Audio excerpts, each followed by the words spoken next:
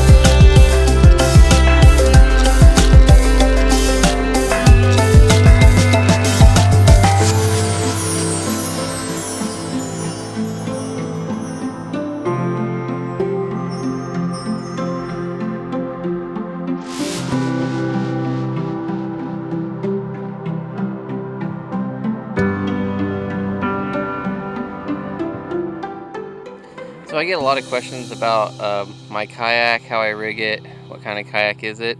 So I thought today I'd go over briefly about a little bit about my kayak and how I rig it for trolling for trout and kokanee. So this is a 13-foot Hobie Revolution. I'm going to start at the front and work my way back.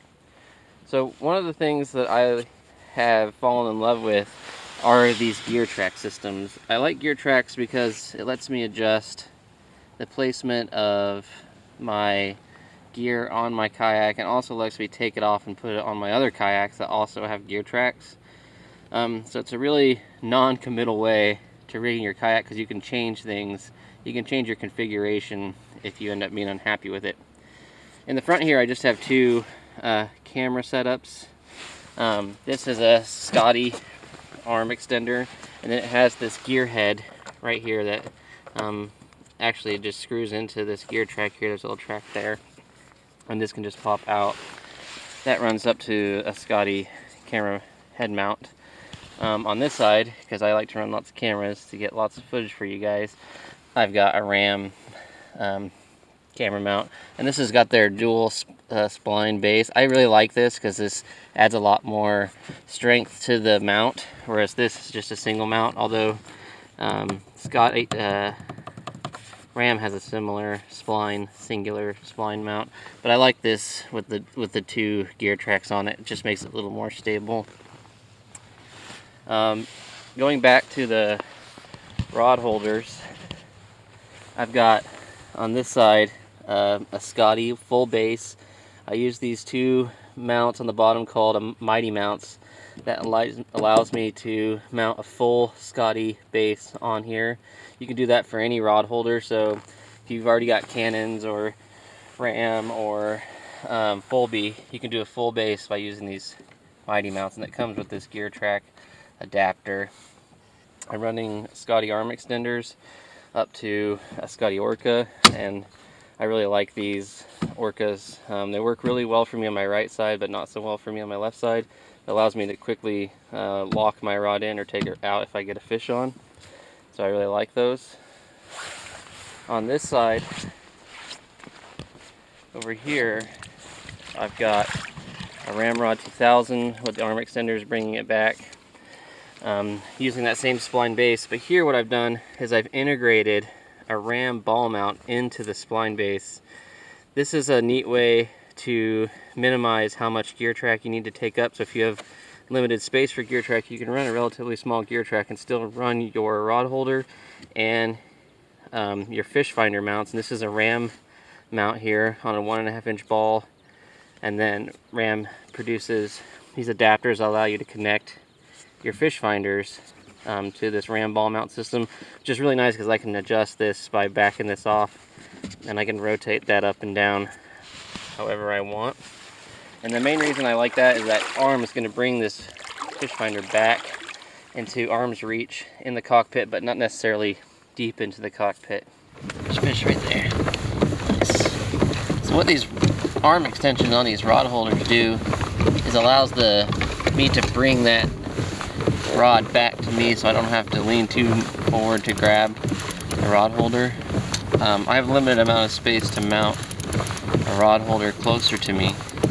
That allows me to push this back out of the way, still have easy access to my rods, but also if I were to flip the kayak, it keeps the area right around the cockpit nice and clear, which will allow me to self-rescue a little bit easier in the event I do flip my kayak.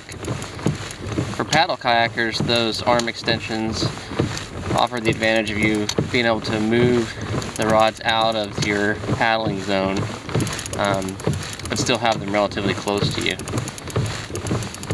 Alright, the Fishfinder, the battery, it's a lead acid battery stored down inside the hole here. That goes through the hole using these Hobie through hole wiring adapters. You can buy those aftermarket and put those on any kayak that you want. It's a really good way to have a watertight seal for your fish finder. So if you do flip your kayak, you're not going to be taking on water through that bracket. Alright, coming backwards, this is a pedal powered kayak, so that goes through the pedal drive. The Mirage drive drops through the center hole there, this big scupper, and locks in. But I also have a backup paddle just in case I have a Mirage drive failure. Really nice seat. I'm not a fan of milk crate designs. They really don't work for me. They take up too much space in the back, and I catch really long fish that take up a lot of the back of this, so I needed something to work around that. So instead, what I do is I just buy, for vertical rod storage, I already have two built-in rod holders. One usually always holds my net, and then I just bought these cheap Berkeley rod tubes. Put a couple of pieces of PVC on there that I zip tied on, and those just lock down in these scuppers and hold everything in place, which is actually really convenient because I can take these rods out and then I can just pop this out easy. So that makes that really easy to do.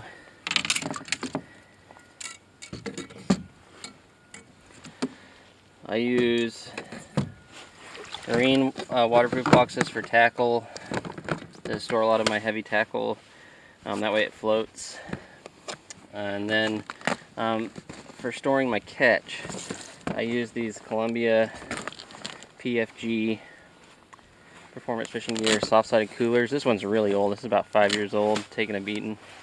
But it has these removable bags on the inside, so I can actually Velcro this thing out of here, pull it out, and then I can keep my catch down in here. What's nice is that it keeps the main body of the bag actually clean, and these are the only things that are dirty, and they are waterproof. I can pull them out, soak them in a sink with some light bleach, and they're good to go for the next trip. It also has a convenient carrying handle. So that's a really easy way to keep your catch cool. It's cold out today, so I didn't need a lot of ice. But it keeps things nice and tidy. And you can fit king salmon in here. Really big ones though, you do end up kind of having to bend, which can have some impacts on meat quality.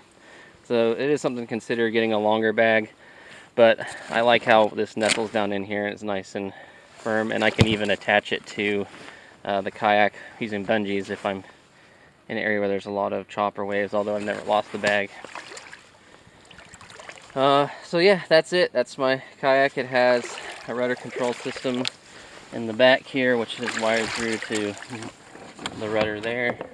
I can lower and raise that rudder from the cockpit, so makes it pretty easy. But yeah, it's a great little fishing kayak. If you have any questions about rigging your kayak or looking for ideas, feel free to comment below and I'll try and get back to you. I'll also include links to all these different products that I do use in the comment section below if you want to do a little more research on them yourself. Till next time, I'll see you on the water.